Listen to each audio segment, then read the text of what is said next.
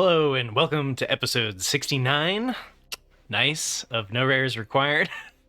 I was planning on doing 2 episodes this week, but I did fall behind in my schedule because of the Arena Open. Took a little bit more time out of the weekend because I made it to day 2.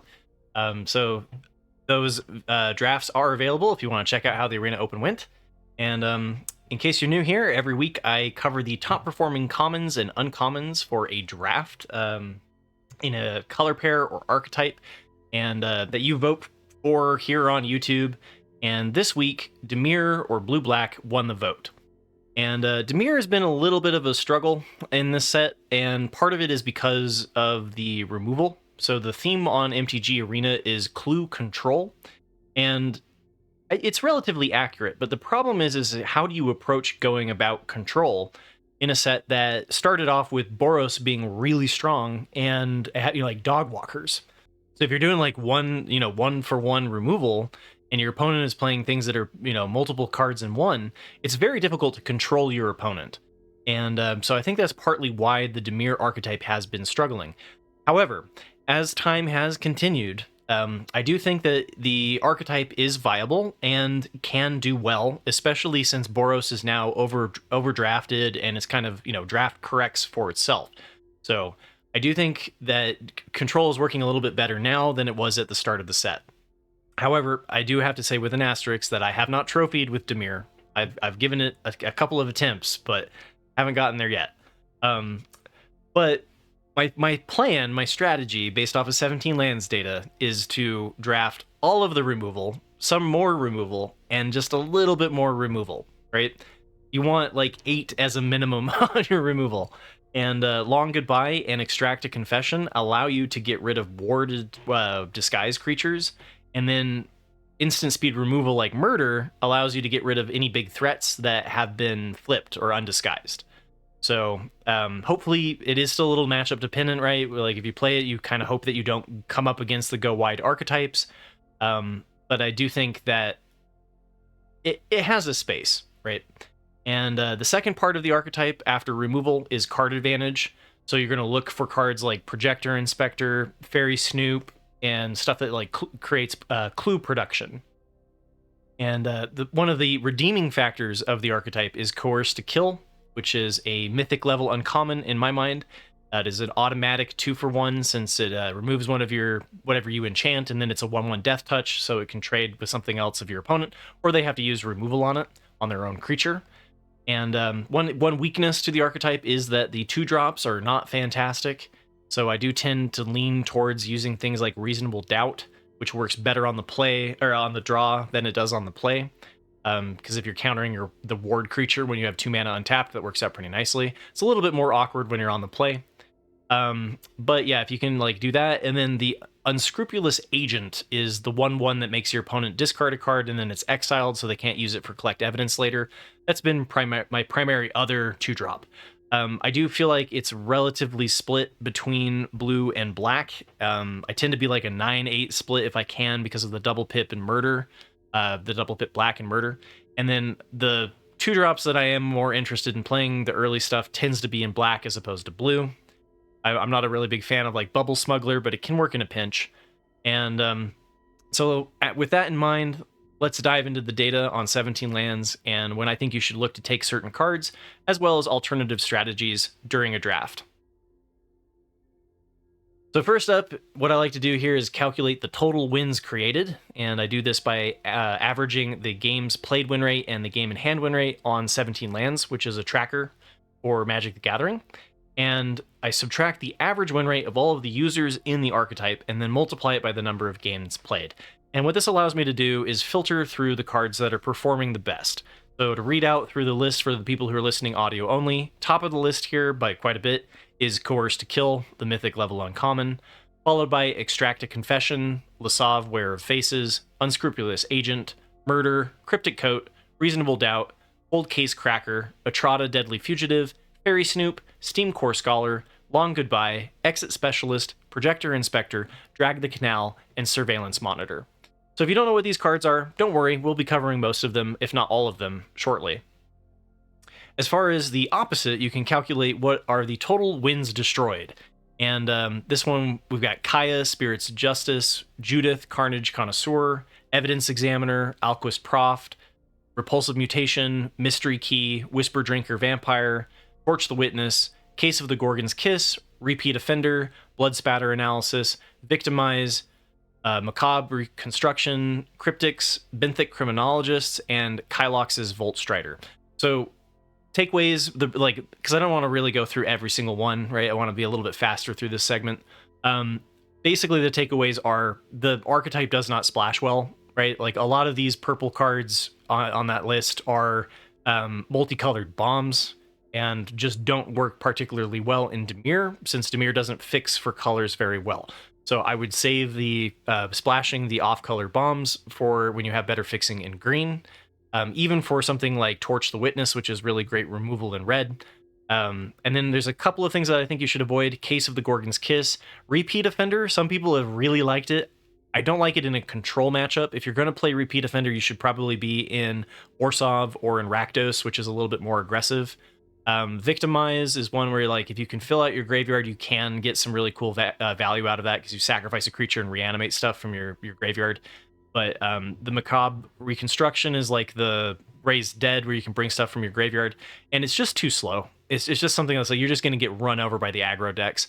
And then Benthic Criminologist, I think, is a little bit of a trap because you've got you have clue synergies, but not as much as you would in Izzet. So I kind of treat Benthic Criminologist as an Izzet card, and even then, it's not a particularly good one for blue-red. So after doing that, what I do is I take the wins created that I just calculated, and then I divide them by the number of times that the card was picked, not necessarily played, but picked, and then graph it against the average taken at, or ATA, and fit the data with a logarithmic regression. And what this allows me to do is kind of sift through and calculate the distance that the card was to the fitted line, which, thanks to Carl, aka 2Duck Cubed, who's a Magic the Gathering content creator, we'll call this value over replacement. And so this allows me to kind of see what are the top cards that are being taken at different time points within a draft. So at the very top of the list, we've got Trotta, Deadly Fugitive, which is the 1/4 Death Touch that face down creatures you control have 2, a blue and a black, to turn face up. And if they can't, you can exile them, and then you may cast the exiled card without paying its mana cost. So it kind of gets around some of the rules. And then whenever an assassin, like a Trotta, deals damage, combat damage to an opponent, you get to cloak the top card of that player's library.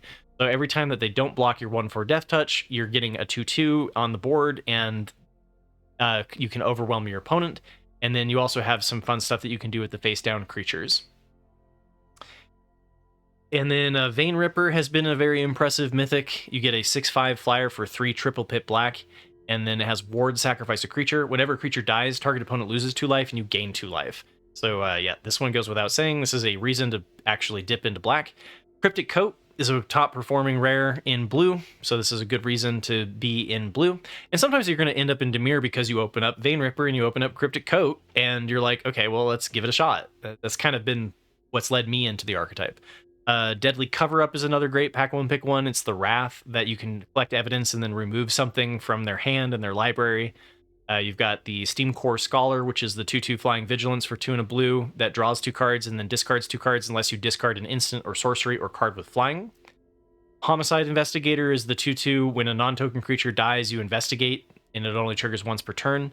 But even if this is just, you get 1 clue token off of this, it's perfectly fine value. And I wouldn't be afraid to, trade this one a little bit early. But you can absolutely just overrun your opponent in value with that card. Intrude on the Mind, I've mentioned before. It's an instant speed. You either get a 5/5 flyer or you get to draw 5. Sometimes you do a pile of 2 and 3. You get to choose the piles, separate the piles out, and then your opponent chooses them. And I think the game design of this card is really cool. Hunted Bone Brute is another one that's been fantastic. You get a 6/2 that when it enters the battlefield, your opponent creates 2 1/1 white dog creature tokens. So you're going to want to play this out as a disguise creature, because then when you flip it, the ETB doesn't happen. And then when it dies, each opponent loses 3 life. So this card alone, especially if it gets in unblocked once, right, is going to hit for a ton of damage. The one downside with it is that if they do block your disguised creature with another 2/2, it's going to trade with that 2/2. So it's a little bit hard sometimes to sneak in, but when it does, you can just hit for so much damage. Massacre Girl, Known Killer, another great bomb to open up in black. You get a 4/4 menace. Creatures you control have wither, so all of your damage is permanent. They deal -1/-1 counters that stick around, and then whenever a creature dies, if its toughness was less than 1, you draw a card. And so this leads to a card advantage as well as permanent damage on your opponent's stuff, and just as well as a 4/4 menace is particularly good. Then we've got Case of the Stashed Skeleton. I've enjoyed this one even in a control matchup because it's really good just as a 2/1 menace on turn 2. That ideally you're going to play this out on turn 2. Doesn't always happen. In a control deck though, what's really nice about it is the tutor, right? So you can go find something once you've lost your skeleton. You can go find, demonic tutor up whatever you need from your library. And then we've got Izoni, Center of the Web, which is the I did mention that the archetype does not splash very well. There are always exceptions, and one of those exceptions is Izoni, Center of the Web. It is just that good. This card is insane. If you can play it and collect evidence 4 when it enters the battlefield, you get a 5/4 menace and 2/1 menace creatures, and they have reach. And then when it attacks, it does it again. And so you can just this card single-handedly requires 6 blockers, right? So this pushes so much damage. Izoni, Center of the Web is absolutely busted, and you should look to take it pretty much regardless of where you're at. So then now for the value over replacement for picks 2.5 through 5, and this is really these are the cards that guide me into the archetype. You open up a good blue bomb, you open up a good black bomb, and then or maybe your pack one pick one sucked, right? And then you kind of look at these options, and so top of the list here, Lasov, Wearer of Faces. This can be a very impressive card because every turn that you're attacking, you get to attack something in their graveyard, which eliminates the stuff that they're using to collect evidence. And then when you sacrifice a clue, you can have Lasov become a copy of one of the creatures that has been exiled with it. So whatever the best creature is in your opponent's graveyard or your graveyard, you can have Lasov become that creature. And, you hit a Quake Mole or something like that, and Lasov can suddenly be pushing a ton of damage as early as turn 3. We've got Coerce to Kill, which I mentioned, which is the enchant creature you control, enchanted creature. And then it has base power, toughness 1/1, death touch, and is an assassin. So it does actually work with a Trotta. One thing to keep in mind with this is that if you do enchant a morph creature of theirs and then you turn it face up, it will still be a 1/1, right? Because of how the layers work. Drag the Canal is a great Dimir rare. Once you kind of know you're more in that Dimir path or a reason to go into Dimir, you get to create a 2/2 detective, and then if a creature has died, you gain 2 life and surveil 2 and investigate. So you really want a creature to die before you play this, but an instant speed 2/2 still catches people off guard too, right? The downside is that most of the time, you're trading into a Grey Ogre on 3 and you're up 1 mana. It's not that bad, but it's not that good. You really want the full value if you can manage it.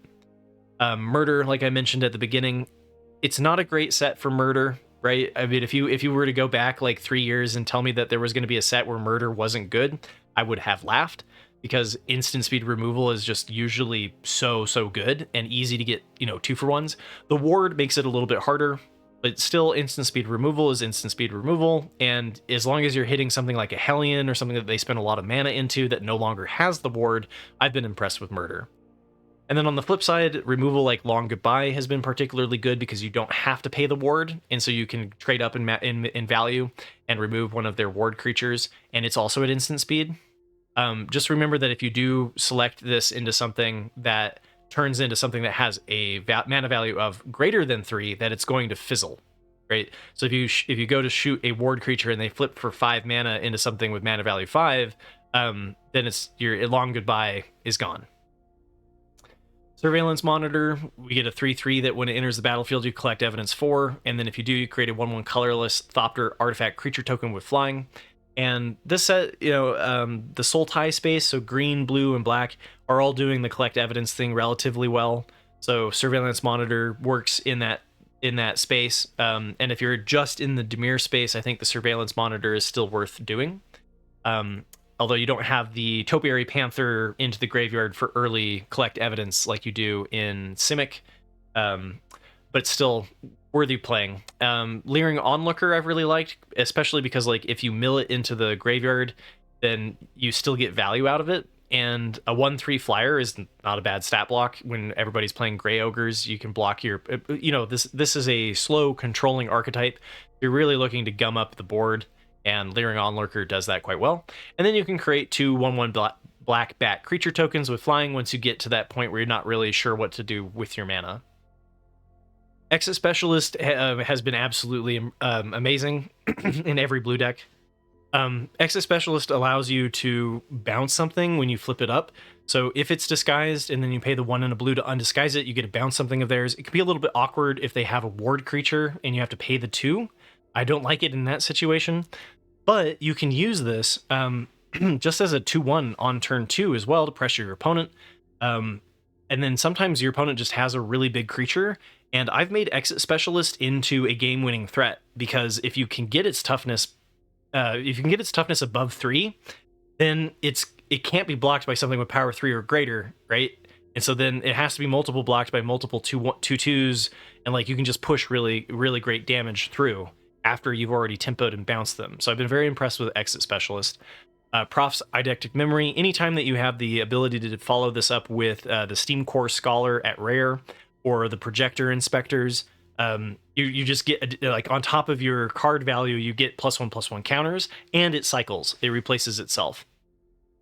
Undercity Eliminator I've been impressed with. You can sacrifice like a clue token or a 1/1, like the Unscrupulous Agent that makes them discard a card, and then exile target creature and opponent controls. And it's nice that it's exiled, so you don't have to worry about it coming back with like push-pull or, some of the graveyard reanimation. And, removal. Similarly, the Soul Innervation is really great. You can give a creature -4/-4, and then whenever one or more creatures leave your graveyard, your opponent loses 1 life and you gain 1 life. And you're playing this like really slow, grindy game, so Soul Innervation can end up doing quite a bit more than you might expect. And it also synergizes with the Massacre Girl because it does give something -4/-4. We've also got the push-pull. This one's a great win condition. I've won a couple of games just off of my opponent's graveyard. After you've removed everything of theirs, you do need something to end the game, and push-pull can definitely be that.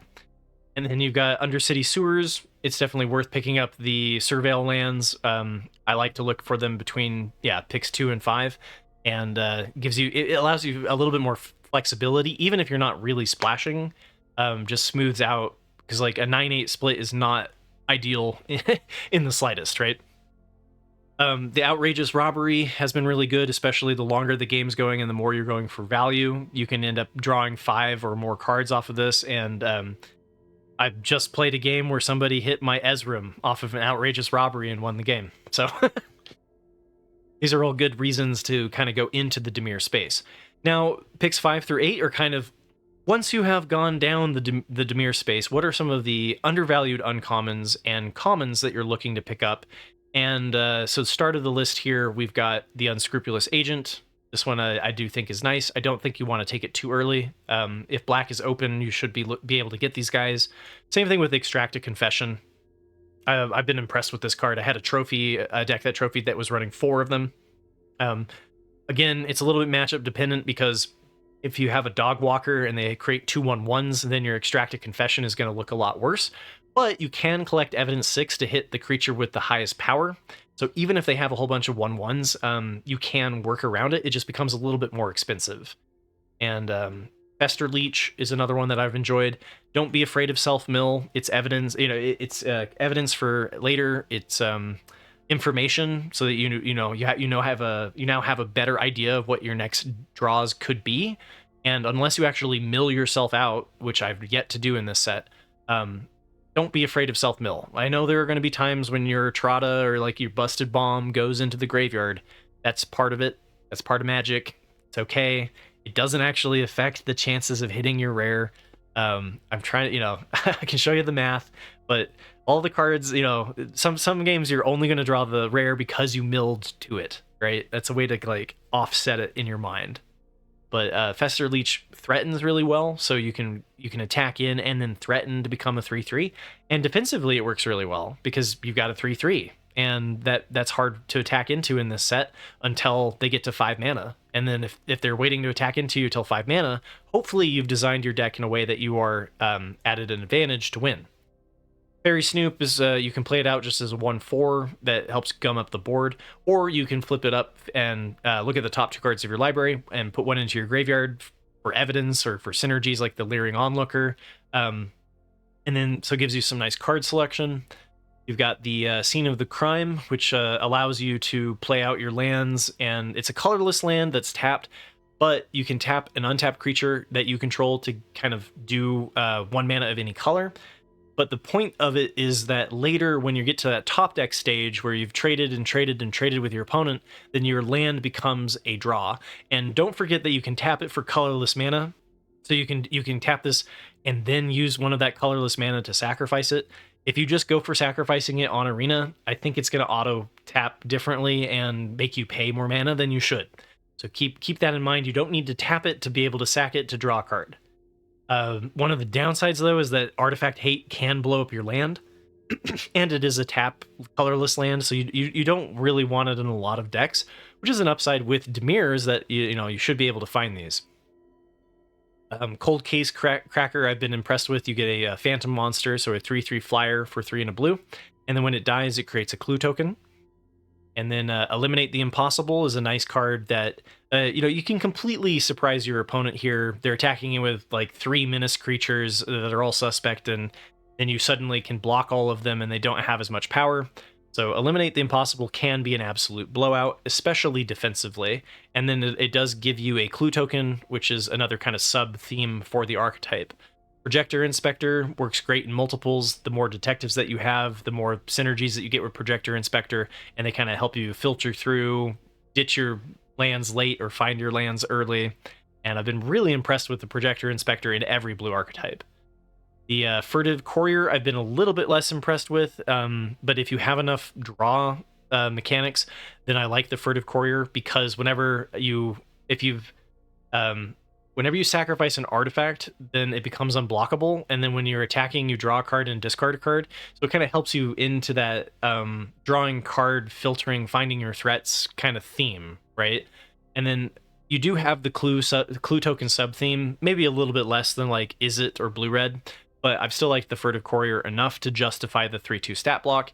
And then Clandestine Meddler is another one to mention. I like this one early, especially because of the Surveil. If you give something Menace, be careful, right? Because it's not going to be working. It doesn't work very well as a defensive card, but you're able to smooth your land draws off of your attacks. So like you have your Fester Leech, you give it Menace, then you can be threatening to make it into a 3/3, and you can be attacking in and kind of smoothing your stuff. So Clandestine Meddler I've enjoyed. Crime Stopper Sprite is another one that is pretty impressive as long as you have the evidence to kind of fuel it. So you get a 2/2 flyer for 2 and a blue, and then if you collect evidence 6, you can tap something and put a stun counter on it. So it's always going to tap when it enters the battlefield, but if you collect evidence, then it puts a stun counter on it and keeps it tapped for 1 more turn. And there can be moments where you almost have like a tempo-based deck. I don't think it comes together all that often in this, so really you're just trying to slow your opponent down. There's a sub-theme of finishing the game off with flyers. The Gadget Technician is one that I've been impressed with, anytime that you're in blue or red, because you get a 3/2 that creates a 1/1. And what's nice about this is that there are some 1 toughness creatures, right? Like the Sanitation Automaton that your opponent can be attacking with, and you can flip this up and snag something that they weren't expecting to have a blocker. And then there is kind of that, like, you're trying to get in with the flyers, and then you have the artifact synergies to a little extent in this archetype. The Gadget Technician has been a worthy inclusion.